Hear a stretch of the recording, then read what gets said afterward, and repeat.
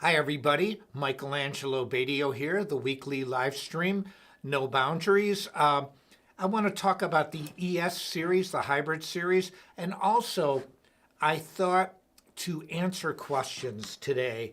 I haven't done that for a long time. Hey Denny, how are you? Let's do some shout outs. I'd like to say hi to Tanya, Denny.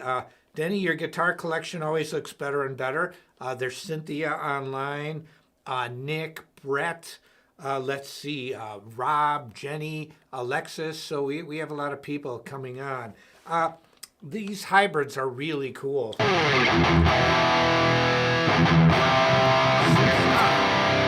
Yes, from Nepal.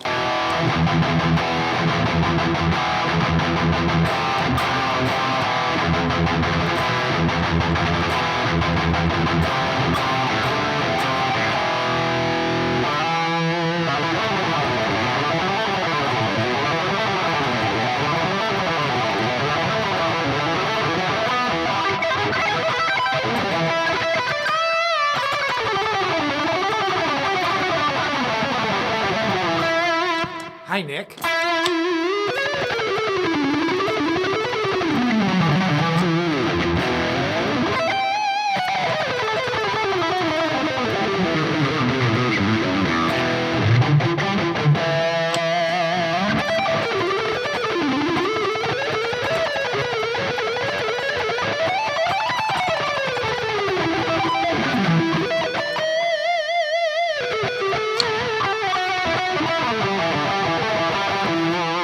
I want to say hi to John, Renee, Roxana, Joseph. There's a lot of people online. What I want to talk about too, and if you guys have some cool questions, somebody said play Al Di Meola. I'm using the Sawtooth Hybrid guitar. There are so many great sounds on this guitar. One of the Al Di Meola riffs that I like. Hey Tremaine, great guitar player.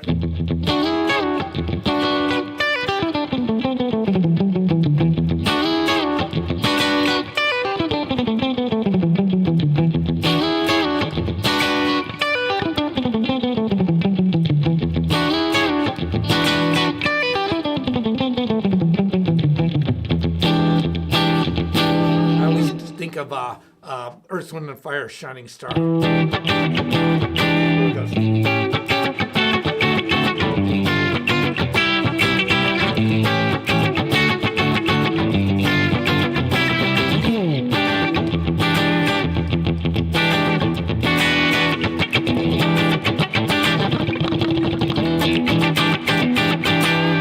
Yeah, this is a great sounding guitar. There's so many different tones. This is one of my go-to guitars in the studio. I use this a lot because it's got such a great, hey JD, how are you? I can see really good. I have to admit, I can see the screen really good now. Anyway, one of the things that I love about this guitar are these in-between sounds. You know, you have this, very single coil Stratty type sound.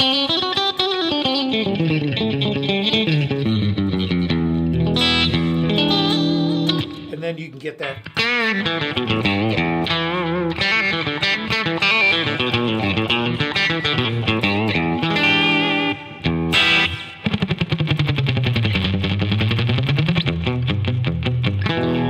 It's just got a great clean sound. But the thing that's awesome about this is that somebody asked if I could play Polyphia. True, but can Polyphia play me? Okay, so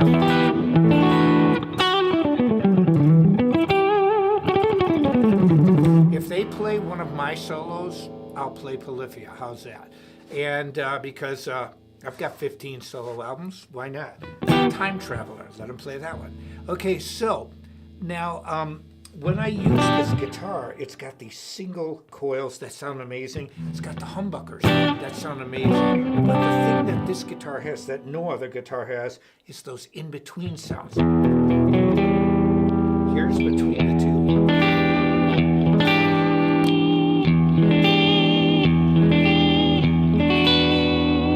It's not a Strat. It's not humbuckers. It's somewhere in between. You get the roundness.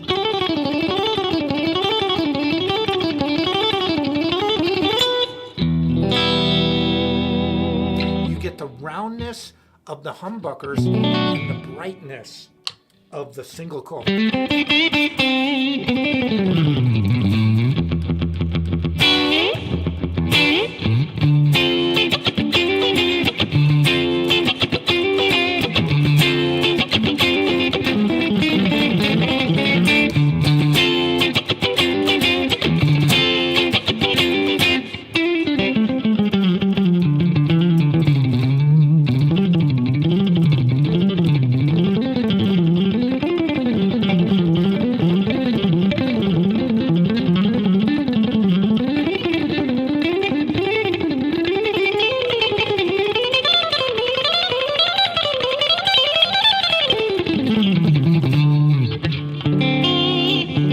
I'm on this E7 sharp 90 now. So somebody mentioned to do a dime squeal.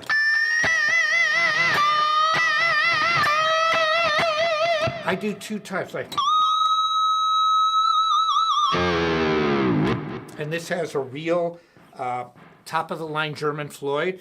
Now we also make these guitars with Wilkinson trims, because not everybody likes Floyds. I happen to love them. It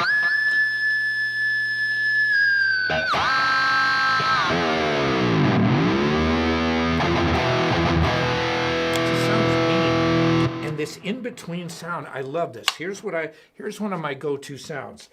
I use the bridge position on the humbucker and the neck position on the single coil.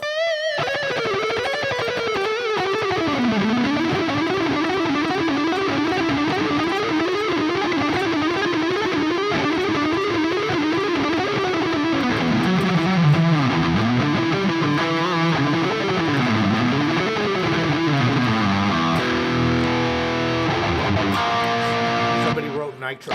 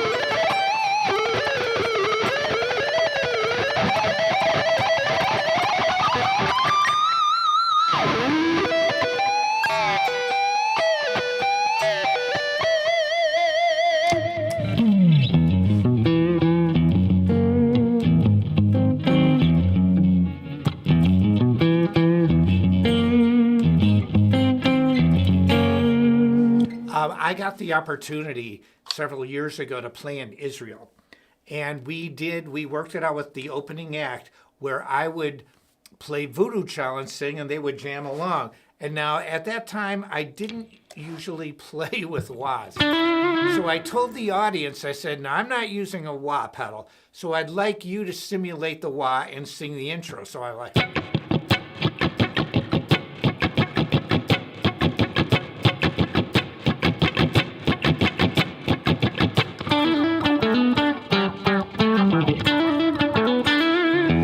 I had the whole audience going, it sounded like a damn duck. It sounded like Affleck. And I'm saying like, and it was great because you hear the whole audience and I'm like,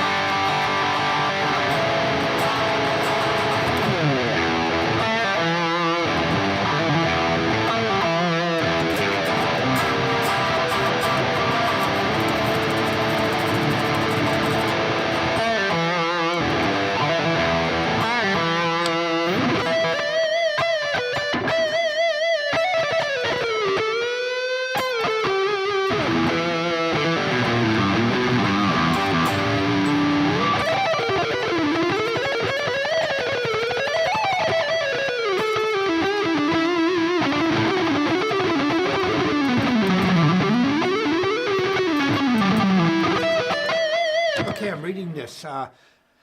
How difficult is it to use that guitar on stage when you want to switch pickups? This is super easy because that's a great question. You're talking about this hybrid guitar, something new. No one else on the market has it.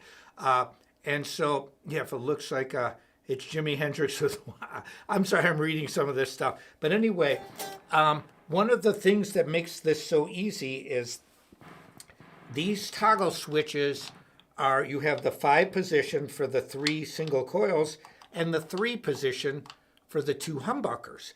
And so all you have to do on the top, if you think about old Fender guitars, like for example, I have a 65 Jaguar.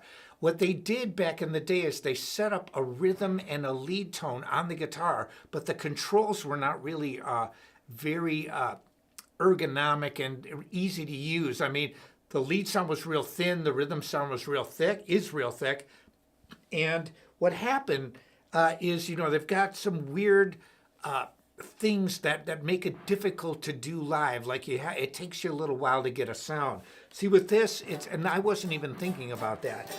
You know, that was an afterthought after we got this guitar. But for example, I like to have the single coil neck position, and I like the bridge position in the humbucker.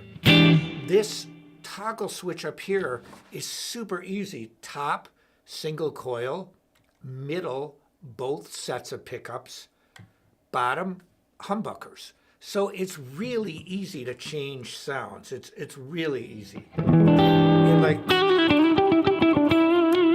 I did a playthrough of a Led Zeppelin tribute that I did, and there's something like 23 or 24 different sounds in this guitar. And I did every single one of them in a row online, and you can hear all these different sounds, but it's really easy to use this guitar. And that's why somebody wrote, yeah, remember EVH Mikey? Yeah, you know, I know it's 2 years since he passed away, and I did a tribute to him here on my page and also on Instagram.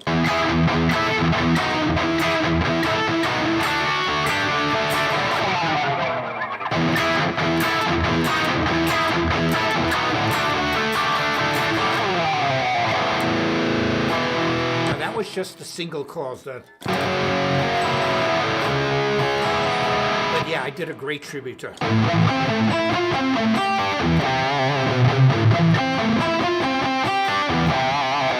Now I'm going to say something too about that riff, Ain't Talking About Love. Now I am tuned to concert pitch here. The reason Ain't Talking About Love it ain't sounded like EVH is because he tuned down a half step. So let me grab this guitar. Now here is another ES hybrid, same configuration. It's just a natural finish. It's a really great guitar. And then what he did, I'm going to show you guys something that I have to admit, I have not seen another guitar player play this, and I'm shocked because it's so blatant on the record. When Van Halen plays Ain't Talking About Love, the first riff is...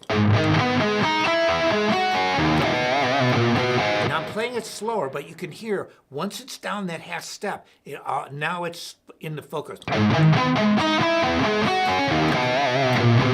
But the second time, he doesn't go like this. He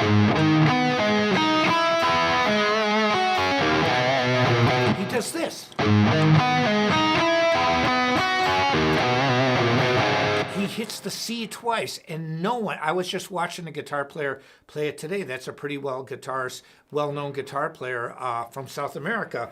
But the second time around, whether it was a mistake or not, it's 2 C's instead of C to A.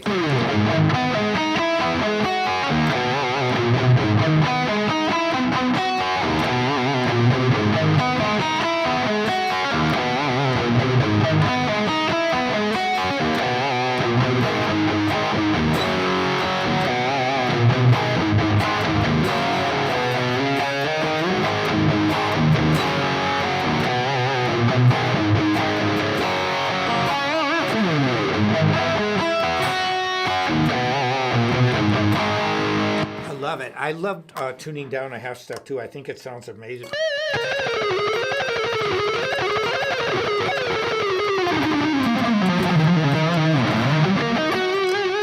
Now see, here's what I did.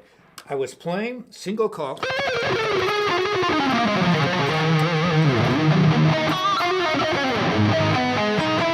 Somebody wrote, is it all down picks with Ain't Talking About Love?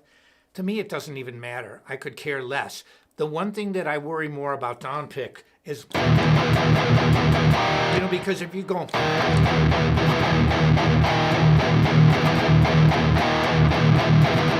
versus this.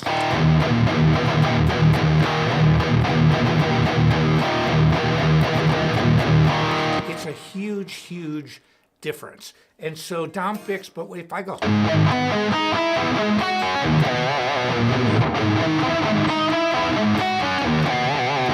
I like it better with alternate picking. And even if it was downstrokes with him, I don't think anybody could play Eddie Van Halen better than Eddie Van Halen could play Eddie Van Halen. So why even try? If you want to listen to Eddie Van Halen, listen to Eddie Van Halen and listen to Eddie Van Halen's music done by Eddie Van Halen so that you get the true experience of Eddie Van Halen. But when I do a tribute, I'm doing a tribute to Eddie Van Halen.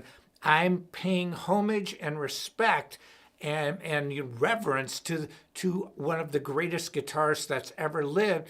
And I think it would be a disservice for me to be a known guitar player that has a style to play in his style. I think it would be cool. I mean, don't get me wrong. There are people who do a magnificent job playing like Eddie. That's not my thing.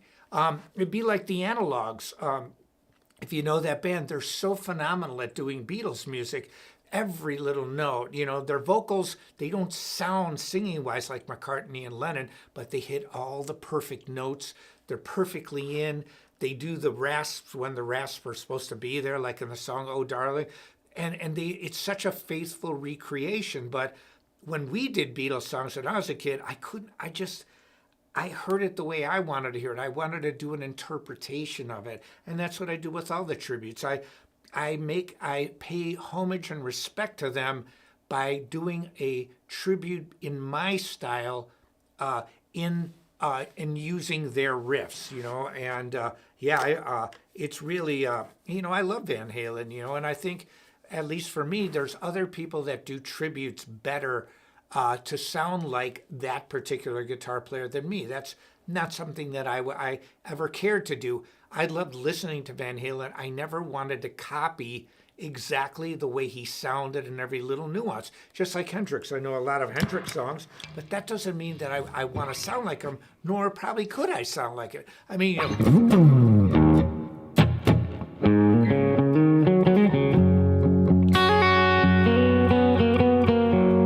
Now, that is the bridge position on the humbucker. But what I would do is, if I was playing that, probably use single coils. Like.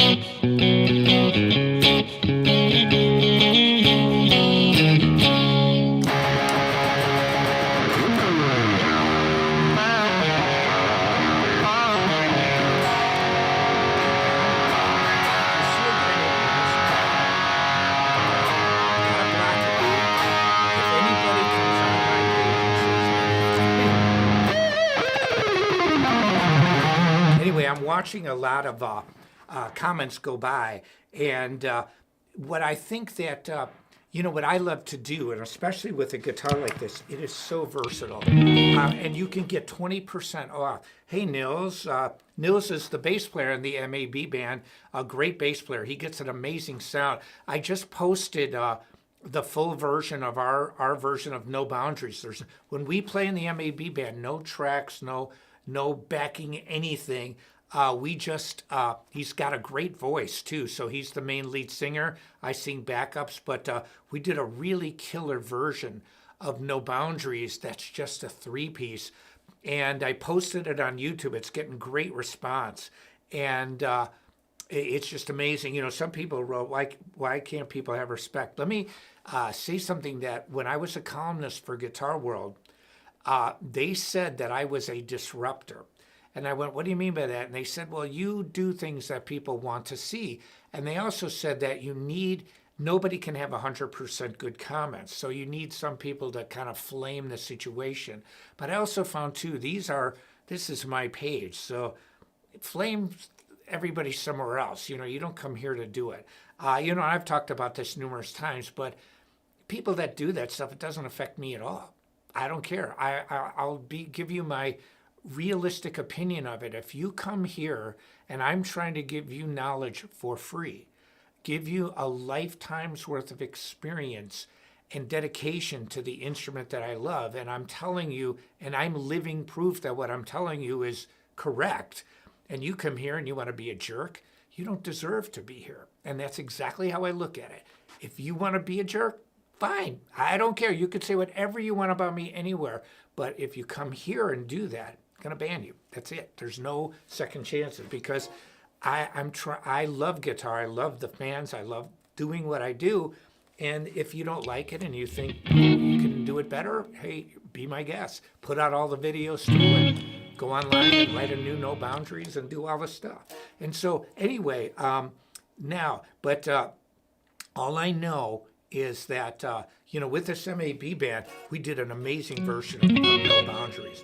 And let's see, it was so refreshing because, when I played the intro, where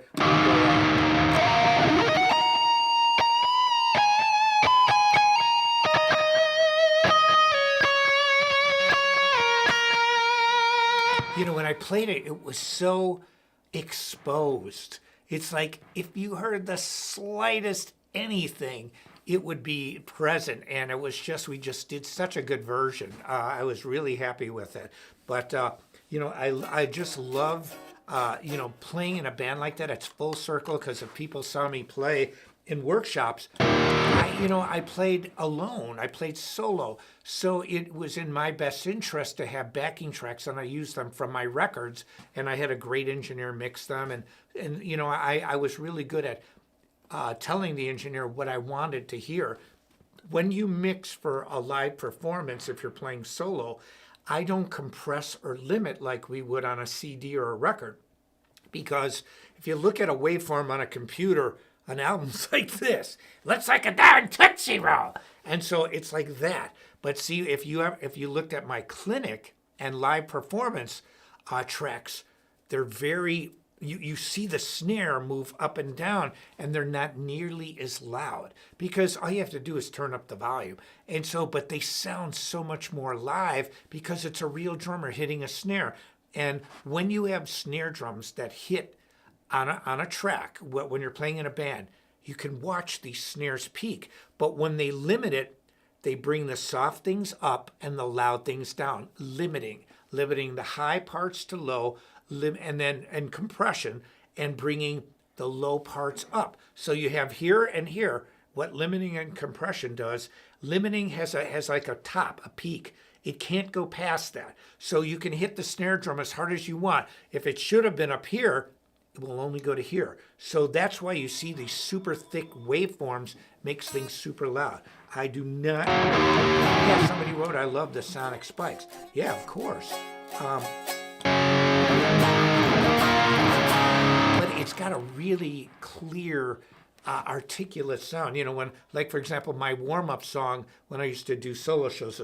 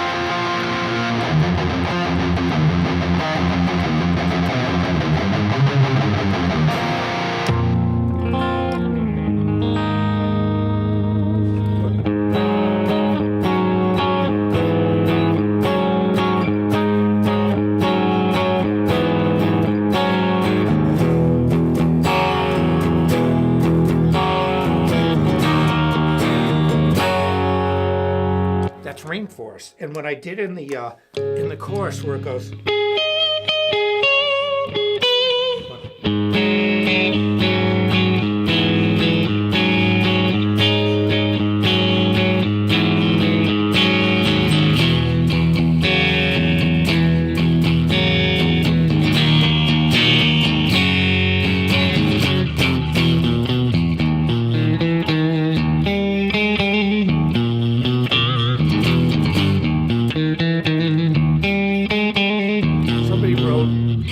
the solo from Whole Lotta Rosie. I've never learned an Angus Young solo in my life. Do I love Angus Young? Yes. Would I ever learn a solo from him? No! What I would say is that, what if Angus Young played some MAB solos? How about that? But,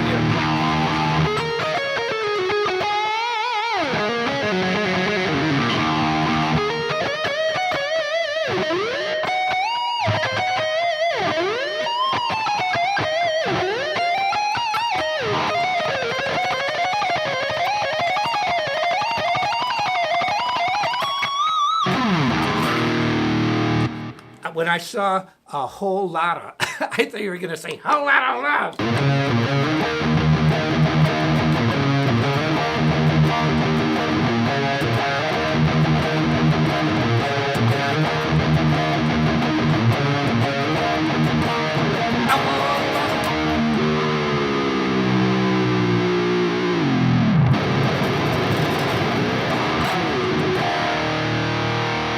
I just beat the heck out of this guitar. I just... Yeah,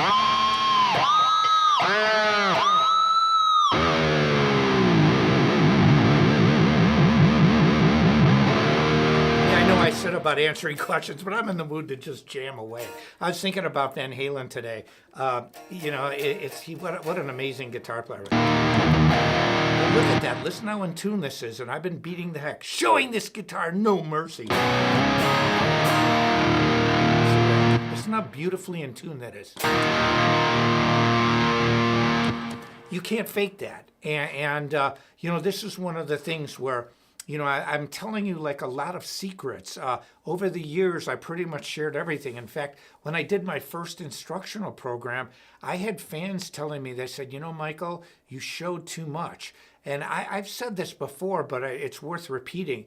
I always thought to myself, if I was worried about showing some of my techniques to someone, that meant that I don't have the confidence in my own ability. And it's not that, it's like the over-under. How many people do this now? And there are even, what did you do if you're ever blocked and really don't want to play? I'm going to answer that question. And what is the signal chain here? Anyway, but, I thought that when it comes to technique and learning, the most noble thing I always thought a person could do is to pass it on to other people. You think about, all these great people in history and over the years that all their secrets in their mind and what they did, died with them. And so I think one of the most noble things to do is to pass on what you've learned to keep it alive. And yes, it's part of a legacy, but it's also, the way I approach guitar, after all these years, it stood the test of time because I thought about it before in the very beginning. And, and I always thought, well, what will people think 5 years from now or a year from now or 10 years from now? And I always played with that, with that mentality because the musicians I love the best, for example, look at the Beatles. 50 years later, they are still as important musically as they were then. And a lot of young people don't even understand how huge they were during their day. It was massive, massive. If they were a young band today, like they were back then, and you had all this, technology, they would have billions of views, billions on YouTube. They were so huge for their time because you kind of have to, it's hard to look at it in context of that era because we always want to judge the past by the present, but you don't judge the past by the present.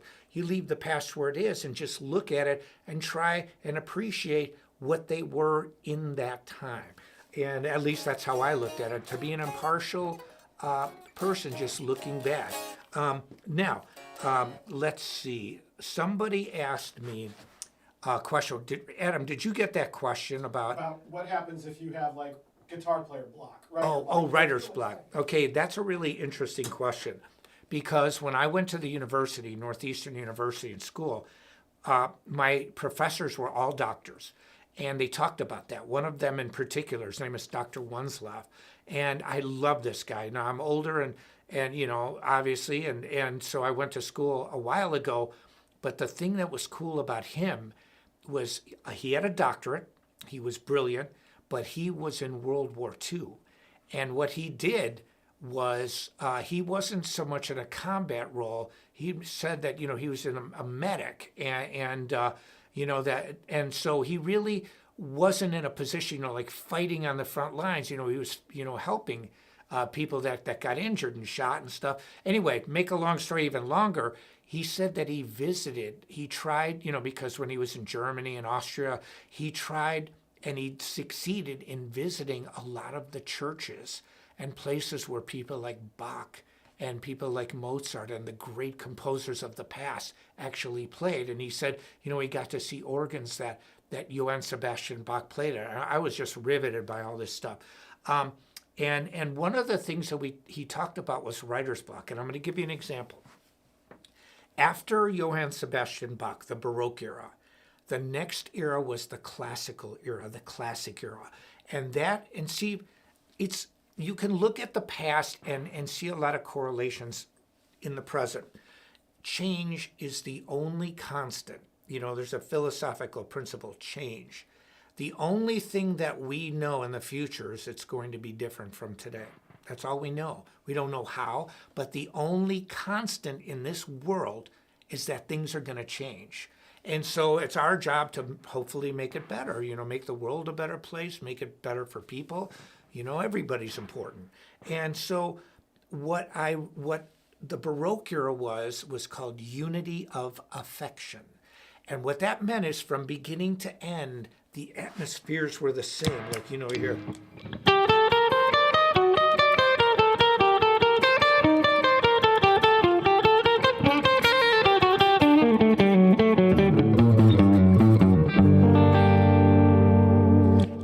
And then sometimes they go.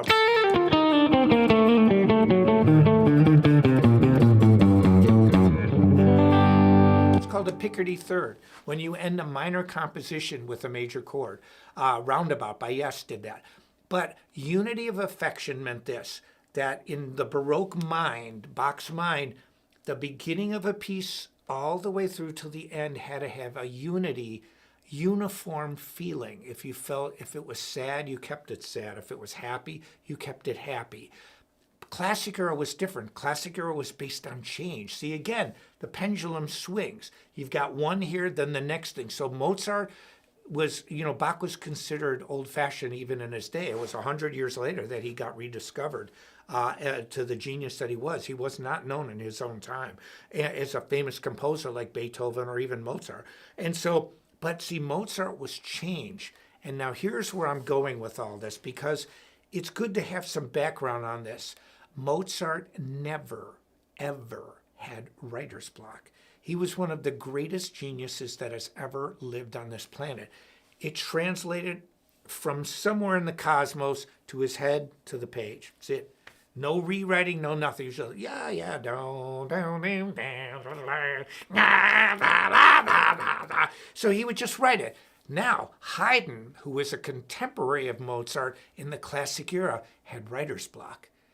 And what did he used to do? Back then they were very religious, and this is not preaching religion or politics, but he used to pray. He used to, and I'm just telling you what he did, and I'm not making any judgments either way, but he used to pray for divine inspiration. Okay, so he had writer's block, Mozart did not. Why? What's the difference? Here's what I found. I applied this to modern thinking.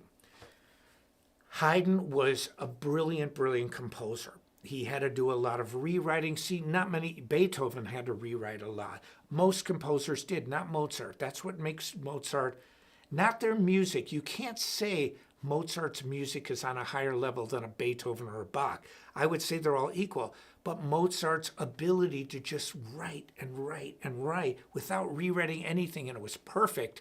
Nobody could do that but him. And so, but what I found out about writer's block is this.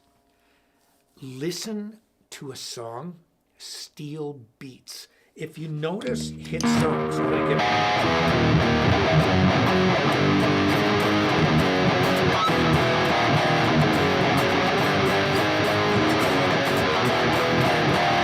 when you hear that riff, it's just different.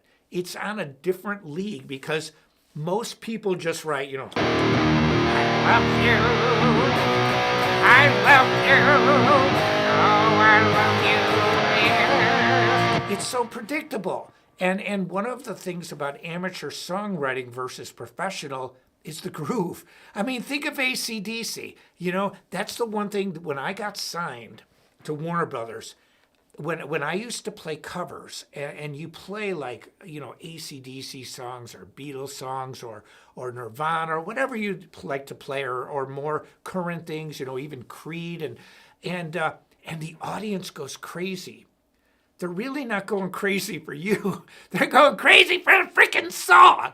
But when you can write a song that makes the audience do that. Because I remember when I was in Nitro, and you go,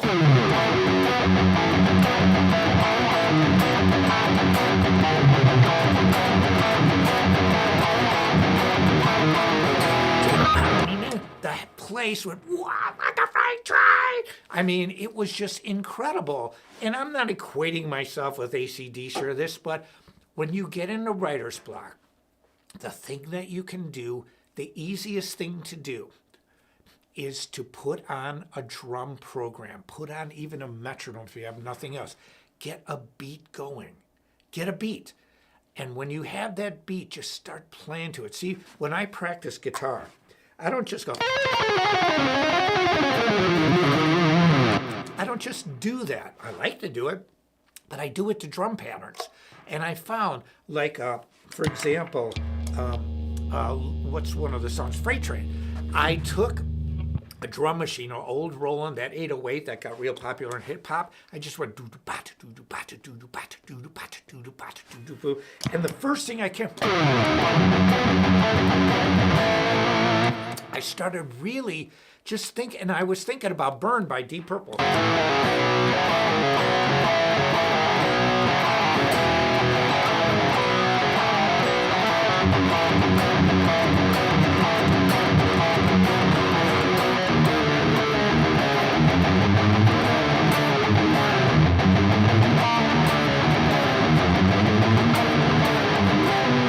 So like Machine Gun Eddie, you go.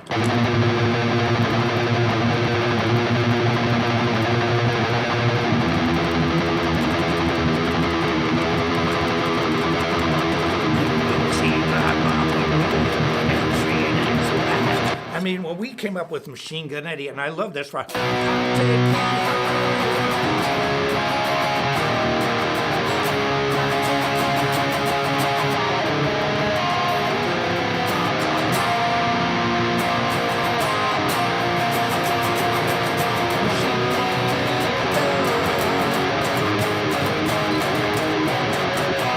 So what we had, I loved thrashy stuff. So I would program the drum machines go do do ba do do, like.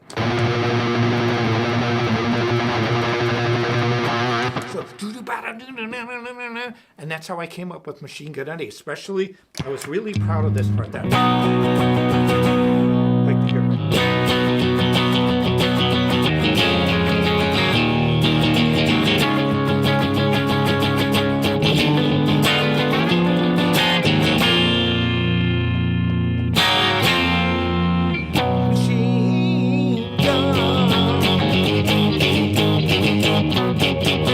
I came up with that part that's kind of like a Hall of the Mountain King.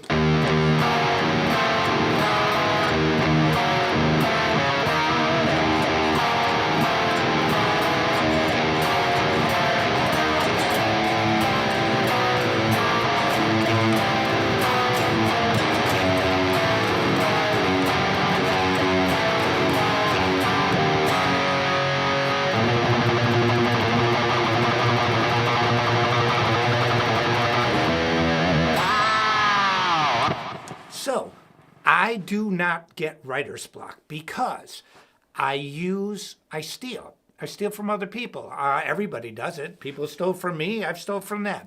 And so Steve, I took my double. I took his idea of not putting my name on a guitar. It all works out. And so everybody's happy.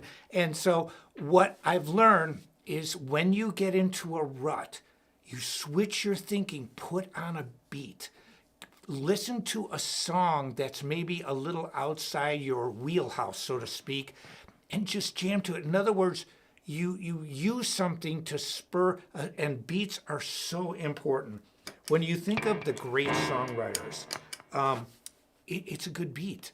And we're not talking about a ballad, but, because, it's very, to write ballads the way Journey wrote them or the Beatles, when you think, find myself in times of trouble, Mother Mary. Let it be. It gives me chills thinking about that. But great writers find ways to get inspiration. You might hear a song, just go online, go into Spotify, go anywhere and listen to something and listen to the beats, because pro writers, pro bands have better beats than the amateurs. And really, a tempo and a groove is so. Think about Shining Star by Earth, Wind & Fire. I played it earlier, but just there you go.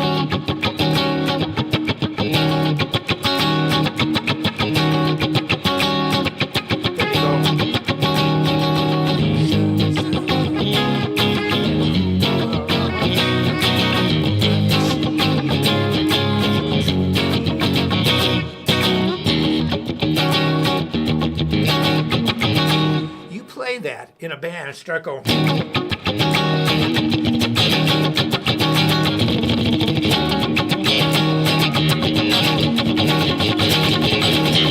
I guarantee you people are going to go, no. You can't help it. Now, they could have gone like this. I'm a shining star, baby. I'm a shining star. Could have done that. Nobody would have listened to that one. And so, it's like God making sure, I love you.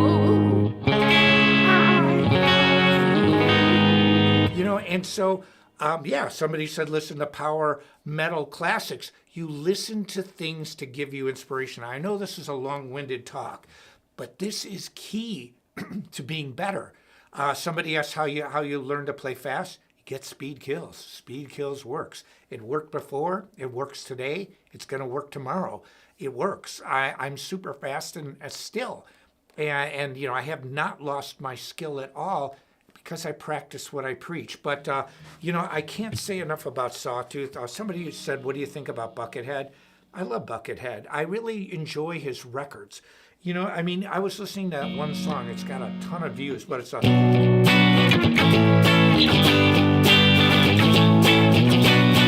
He must do that like 8 minutes! It's all along the Watchtower. By Bob Dylan, that the Hendrix version of it. It goes on and on and on, and I love it because the production is just crisp and clear. The drums are thumping, and the thing that I like is Buckethead he just vamps on a groove on this. It just over and over. Now that's not the exact feel of it, but that's pretty much exactly the chord progression. And I remember listening to it for the first time thinking that's so Hendrixy. But Hendrix got it from Bob Dylan. Bob Dylan probably got it from somewhere else.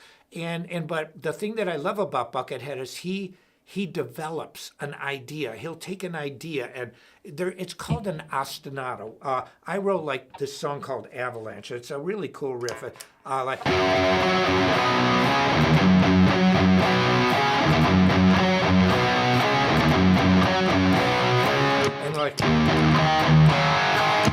And I recorded it on my Lucid Intervals and Moments of Clarity album.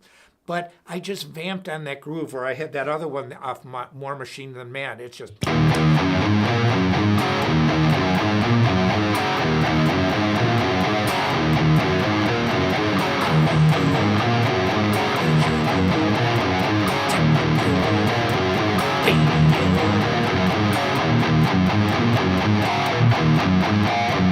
Now see, and the thing that what Buckethead does is that's so cool is he'll take a riff, maybe not like that, but let's say he took that riff, he played that thing for 5 minutes long, and he just keep developing it, and that's it's a really cool concept, and you know, so when people ask me what I think about Buckethead, I think he's great, and so. Yeah, I mean, it's killer. Yeah, somebody wrote my version of All Along the Watchtower. I did some really great versions of it. But I also want to say that you know, I've been playing a lot today, talking a lot today, but I love Sawtooth guitars for every reason. You know, the word that comes to mind with Sawtooth, value. You cannot get a better guitar for a better price. Just doesn't happen. Their guitars come set up.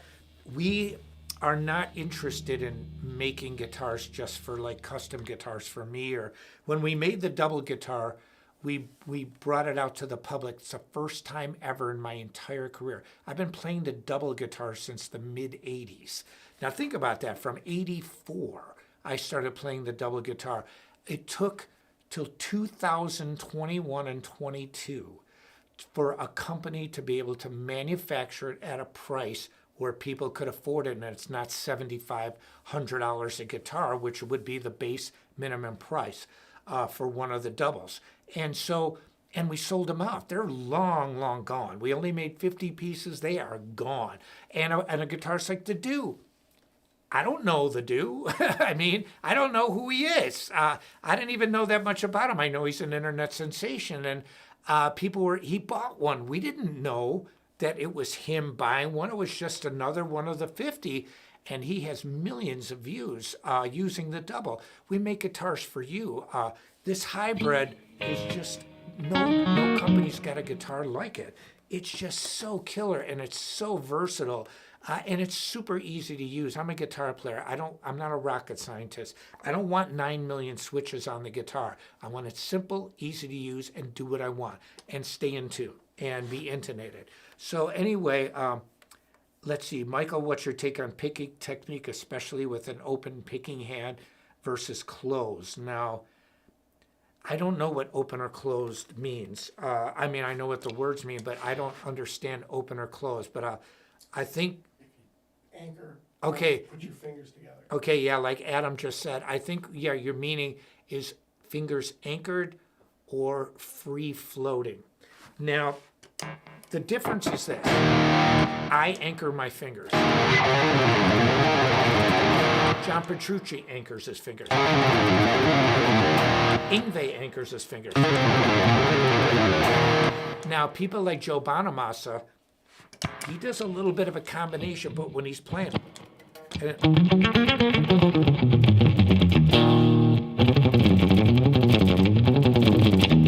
now that's closed position. And the thing that I you know, if I had it to do all over again, I probably would learn. Like, I'm working on some new stuff left-handed, and I'm using a closed position. This is more of a jazz technique.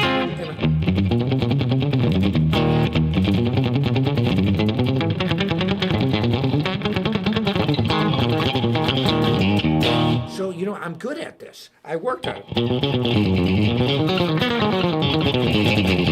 So I could talk about it. You know, it's easy to talk. Anybody can talk. Anybody can criticize. Do it. You know, and so in order for me to understand the way I play, I wanted to know how other people play. And so, and I'm not nearly as fast this way. So what I can say about this, there are two picking disciplines. There's only two. You either have a closed hand and it's a free floating. In other words, your hand's literally like floating. Now, that doesn't mean you don't rest it on the bridge. You can. But when you're picking, there's nothing touching the body. You're touching strings with your fingers like this. The other school is fingers on the guitar. It's either one or the other. Now, there's a million variations. Everybody does it a little bit differently, but those are the two main ones. And what you have to do is find out for yourself which is best for you. Like, for example, how do you do a tremolo? And somebody wrote, it is really the same angle on the string. That's very true. Somebody named John wrote that, and you're right. And people, you need a pick angle. See, when I play like this, I angle it downward, but there are plenty of people. You need a little bit of an angle. It slices the string better, because if you play parallel to the string, it's a lot more of the pick hitting the string, and it slows you down. I was talking to Rob Scallon about this when we did the video, that big internet influencer, and he's really good. He's super talented, but we were talking about pick slanting, and he said that, when we talked about it, and I explained that to him, it was like a big epiphany for him. It was a breakthrough for him, because he wasn't doing it, and once he did that, it's a lot less of the pick that initially strikes the string. So you're dealing with this much versus that much, and it's a huge difference. Now, I just like to say, Dave Mustaine doesn't have pick angles. Somebody wrote that. Hey, if it works for him, he's Dave Mustaine. Do you see Dave Mustaine go? No, Dave Mustaine. There's always an exception to the rule, but is he going to be the guy that can play a No Boundaries, or is he going to play what Kiko can play? Dave Mustaine's a true rock star and a great writer and a celebrity. What his riffs have influenced a lot of people. I would have to see. I've had dinner with Dave. I've actually never watched his picking technique, so I can't say for sure. But I cannot see how he would play with his pick down like that. I just thinking about his hand position, but I'll watch that and see. But the greatest players that I've seen, they all fall into one of those two categories, and they all slant their pick. I have not ever seen anybody that's a virtuoso guitarist hit the pick straight on. In other words, like you're actually horizontal, like the strings are horizontal, or you find that. But anyway, I just want to say this, that I really appreciate everybody coming out for the live stream every week. Metal Method, we have a sale going on. I have my own code at Metal, my own website address, learn-to-shred. learn-to-shred.com. Metal Method is great. You can get all my videos there. The MAB band, we're a great band. It's so much fun. It's just real. It's live. It's in your face. And Nils, the bass player, he gets a great sound on bass. He's a great singer, and he's got awesome hair. And so, and Joe Fuco, the drummer, is world-class drummer, and he happens to be the owner, one of the two main owners of Sawtooth, Chromacast, and Go DPS Music, and he's just a powerhouse. He's workaholic to the max. But I love playing with the band. It's a lot of fun to play with the band, and we're going to be doing a lot of shows in the future. Also, like this day and age, I'm also playing with Manowar. And Manowar's doing a big Europe tour starting early next year. And they released an EP. And if you go online and look up the song Immortal, I play all the guitars on that, and I'm going to be playing more. And Joey, the bass player from Manowar, is really an awesome bass player. He's a great writer. He's a great producer. He's still in really good shape. He has a vision, and he's articulated that vision. And I love people like that have a direction. They take a stand. And I can't even talk here. I'm thinking about it. I almost get choked up. But they take a position. This is not political. It's not religious. We're talking musically. You take a stand, you take a position, and you go for it, and you articulate that vision. That's what I do. I am metal through and through. I'm Michelangelo Badio for Sawtooth.